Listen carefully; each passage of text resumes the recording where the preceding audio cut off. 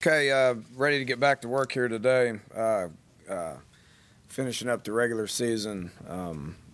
Got to keep pressing forward, and think the guys will be ready to. They've been in here today already lifting and watching a little tape. Seem pretty excited to get back to work, which has been good through all that's happened throughout the course of this year. The one thing that I can say about our guys is they've been eager to play, and they've had many opportunities not to be like that, but they've been really eager to play.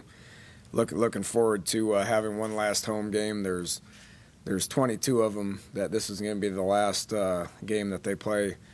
Here for West Virginia. So they're excited about it. I'm excited about it to be able to prepare for them, much like we treated Senior Day last year. When we had Pitt here, that's Senior Day for their last time here. But the way I approach these seniors is to be able to enjoy a good bowl experience with them, and that's truly their Senior Day. So we'll go through the process and lean on them to finish this year strong. There's a lot in our mind. There's a big difference in 7-5 and 6-6. So. We will approach this game just like we do each and every game, as far as this game being a whole lot more about us than it is our opponent. We will work our tail off to get as prepared as we can. It's going to be challenging. I made reference to it yesterday. It's going to be challenging from a scheme standpoint. These guys do a lot of different things. We don't. And a lot of teams in our conference don't. You only get 20 hours a week with them, so it's our philosophy not to change a whole lot from week to week. Do we change specific things and tweak specific things? Yes. Especially same thing with our opponents. There's just at this time of the year, kind of who you are is who you are. But with Kansas, it's a situation where, especially offensively and special teams wise, they do a variety of things, which means we got 11 games to look at, and the challenge is going to be trying to figure out what their approach is going to be. And if we fail to recognize that, then we're going to have to do a great job in game of trying to recognize what they do. They became a little bit more of a running team. Offensively, they're going to lean on their two backs, Sims and Pearson, two good players, really two good players. They're a top 20 team in the country when it comes to rushing offense. Switched their quarterback mid-season to their freshman, the redshirt kid. The Cummings kid is a talented kid. He's going to continue to get better and better. But they're going to run the zone read with them, and they're going to try to establish the run, and then they're going to try to put the ball in play when they need to, which they'll bring in the Chris kid to be able to throw the ball down the field at times. But our job defensively is going to have to be identify what their sets are and identify the different looks that we get. They try to confuse you with a lot of the different schemes that they've been able to run this year. So we need to identify kind of what their plan is going to be and make some adjustments on the sidelines. Ultimately, to me, defensive football is getting in your gaps, defeating blocks, and making tackles, which we've done in the run game a good bit this year, for the exception of tackling Iowa State's quarterback, which we didn't do a very good job of. We've done a relatively good job of stopping the run. Okay, so which means I think we match up with them pretty good. Our offense is going to do what we do. Get the ball into a couple of our players' hands as much as we possibly can. Defensively, they're very well coached. Dave Campo is a good football coach. He's been around for a long time, and is going to present some problems from what they do. So it's going to be a challenge. Special teams wise, they do a bunch of different stuff. Nothing statistically jumps off the screen from a special team standpoint. They do like to change their schemes up a good bit. So again, we're going to try to figure out what to practice against, and then go out there and try to make some in-game adjustments. So business as usual. Looking forward to the game. Excited to get out there with 22 guys for the last time here at home, and hopefully we can get away with the win. So with that, I'll take some questions.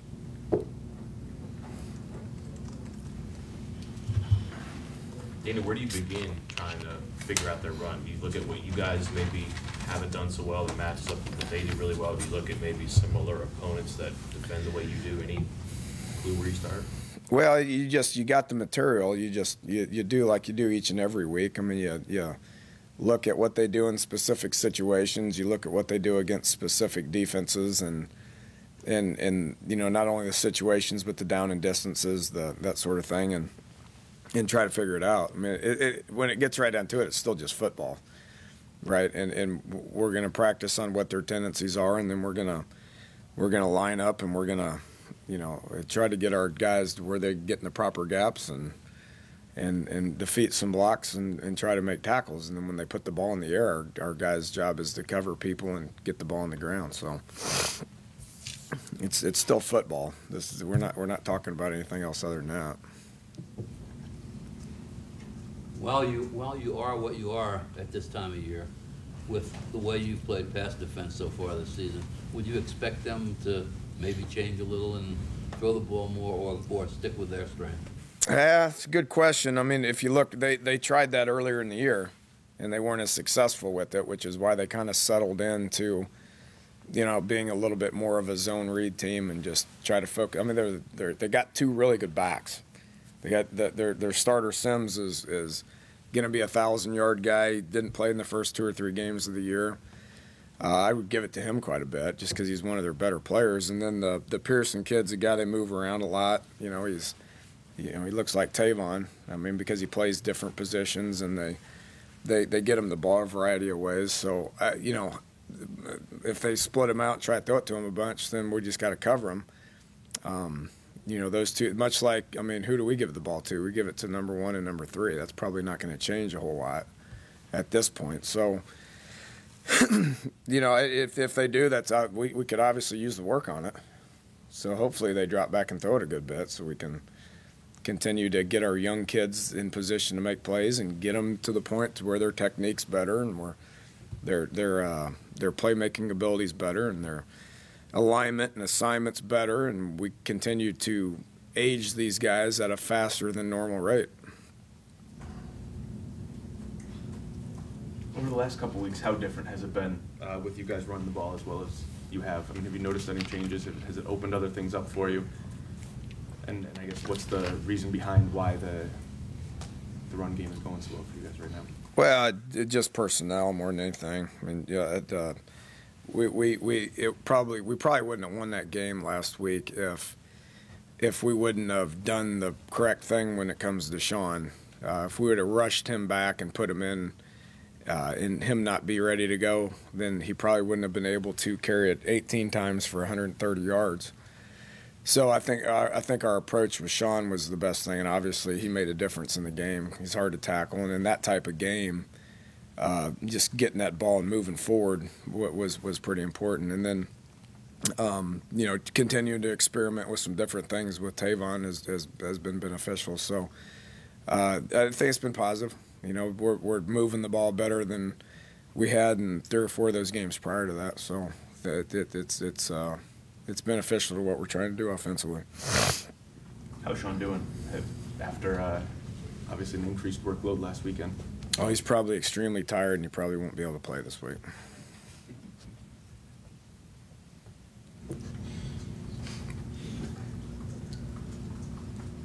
I mean, 18 carries is a lot, right? Considering what he's been doing, it's a lot. Well, he had plenty of rest. I said there's a big difference between 7 and 5, 6 and 6. Is there any pressure off for you guys knowing that you do have that 6th win under your belt? I mean, does that change? Nah, well, I mean, yeah, probably. But, if we can just relax and feel good about it, then we'll probably get beat this week. I mean, that's the nature of college football. You got to get it over with. I mean, the one thing, and I told you guys this after the game, what I told the guys in the locker room is don't think you've accomplished anything else other than just a win. It's not going to help us next week. Let them get away from it for a couple of days. I mean, we've been at this, pretty much every day for 4 months, 3-4 months. So giving them a few days off, I think, was in the best interest of our football team, which means they need to come back here eager and ready to go. We hadn't met with them since the game was over. So when we meet in here in an hour and a half, we're not even going to talk about Iowa State. We're not going to cover anything that happened in the game. We're not going to talk about it. we release the players of the game. There it is. It's over. It's done with. We're not going to talk about it. So the first thing that comes out of my mouth when I meet with the team again here in an hour is going to be Kansas and what we got to do to beat Kansas and the preparation that needs to exist in order to beat Kansas and get to know your opponent, respecting your opponent. If our guys have learned anything this year, it's you better be ready to play, regardless of everybody. You know, all 10 opponents or 9 opponents in the Big 12 are capable of winning on any given day. I mean, I think that's been proven this year. And Kansas is no different. They're a couple points away from having 3 wins under their belt in the Big 12. So we got to be prepared to play hard and worry about ourselves and improve on what we do and do whatever we got to do to win the game. Along those lines, what's the danger, I guess, of playing a team that has 1 game left, hadn't won, probably just wants to get 1 at this point, so it's not a 0. But I would imagine is, especially with the week off, is ready to pull out every available stop. Yeah, I mean that's just the nature of the conference that we're in. I mean, usually you got to play 3 or 4 teams that are in this situation where now we don't get to play any. You know, if you look back on our last 8 games have been against ranked teams that are going to a bowl. So everybody we've played this year has been motivated to play. I don't feel like, and this was different last year, but I don't feel like we've lined up 1 time this year and played an unmotivated football team for various reasons. I think everybody's been ready to play. You know, so the fact that we're going to line up for a 12th time this year and play a team that's motivated and ready to play, well, it's the way it should be. So is it problematic? I mean, every game's problematic. We'll just leave it at that. Dana, you had a couple injuries in the game at Iowa State. Anything significant out of that? Yeah, Banks is out. Nothing surgically. Hopefully we get him back for the bowl game. We'll just see how the preparation goes. But he's out. Was there somebody else? Fight didn't play. Yeah, fight. We'll see how he does today. He's on the practice. But we've ruled out Banks for the week, which means we got to get those guys. Somebody's got to step up at corner and play football. So you know, we'll line some people up here this week and try to get some guys ready to cover some people. But fight will be in practice. We'll see how he does.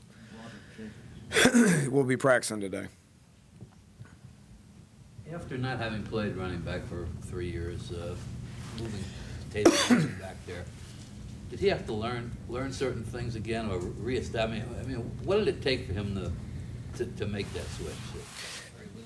It didn't look like much. You know, even last week the box was more challenging. You guys could see that there was not just a ton of space, and even with that, I mean, he never really got out in the open, but he's still able to get 5-6 yards a pop. That tells you that he's just capable of doing that. You know, so there's still some things, and we're going to continue to experiment with this, but there's still some things that it takes practice time and reps to be able to play the position that we don't have time left in his career to be able to teach him that stuff. Could he do it? Absolutely. I don't think there's anything the kid couldn't do when it comes to being a running back. Do we have the preparation time to be able to teach him to a bunch of stuff, or do we just continue to find ways to get the ball in his hands that makes sense to him at this point in his career? So, you know, it's a little bit more than just go right or go left, but there's not a whole lot more else that we can do without taking an off season to teach him. Without asking you to second guess yourself on not making this move sooner or whatever, was there a coaching lesson in this when you have an exceptional player like that? That maybe you learned something out of it too. I mean, well, I mean, yeah, I mean, we've been trying to continue to find ways to try to get him the ball. I mean, the guy's caught 103 passes. He's caught over 200 and some passes in 2 years. I mean, have we failed getting him the ball? No, I mean, it's a little easier to get him the ball when he's standing right next to you as opposed to, you know, slot or wide out. But I think we've accomplished getting him the ball in a variety of ways. I mean, we've been creative with it on reverses and screens and sweeps, and This was the next step to that it was experimental, and we didn't know how we would handle it, and it turns out he handled it pretty good. Would it have benefited us to do it 6 games ago? Probably.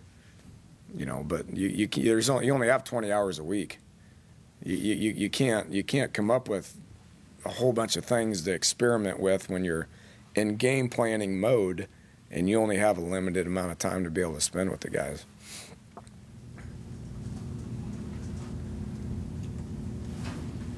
How much input, if any, do you have with a player who's considering leaving before his eligibility is up, like for the NFL? Do you talk to them about that, try and sway their opinion at all?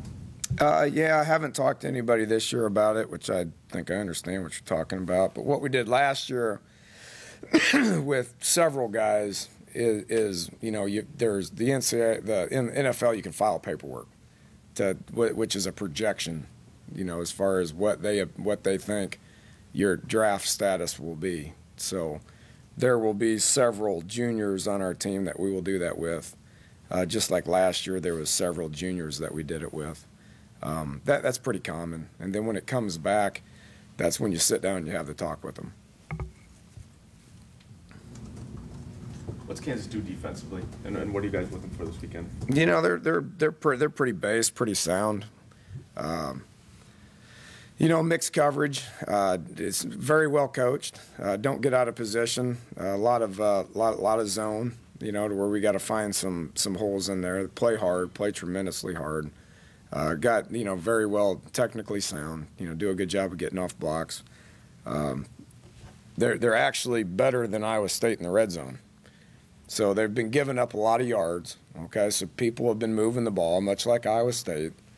They've been giving up chunks of yards, but then they tighten up in the red zone.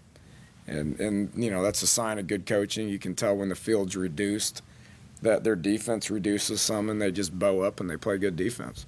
So our game plan needs to be the same as it was last week, which we did a good job of getting points once we got in the red zone. We were 3 of 3, but 3 other field goals, if I'm not mistaken, maybe one of them was the one we missed, that we got close to the red zone around the 30-yard line, 25 to 30-yard line, and had to settle for a field goal.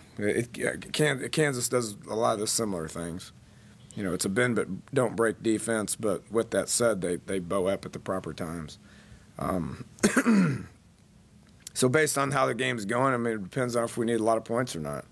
If we get in those situations and we're needing points, then we'll keep going forward. If field goals were important, which turns out those 3 field goals were obviously pretty important for us last week, then we need to settle for points.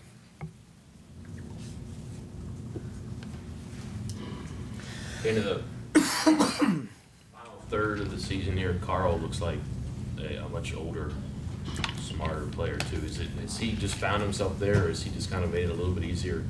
Looks like he tackles a lot better. Doesn't really launch himself so much. He's in good spots. Still missing some tackles, but he's always with that. It's you want him to be somewhat reckless. There's been 1 to 2 hits a game that have been like, whew, everybody. They're game-changing hits. And if Carl wouldn't play like that, by playing like that, he's probably going to miss a tackle or 2 every now and then. But he's able to play like that, somewhat out of control. But I think he had 8 tackles last week or whatever it was. He's been our most consistent kid when it comes to what you're getting from an effort standpoint, from a production standpoint. With that said, he's still relatively young, obviously, and will continue to get better and better. But he's what you're looking for on defense. Really proud of how he's matured at a very young age and how he's produced at a very young age.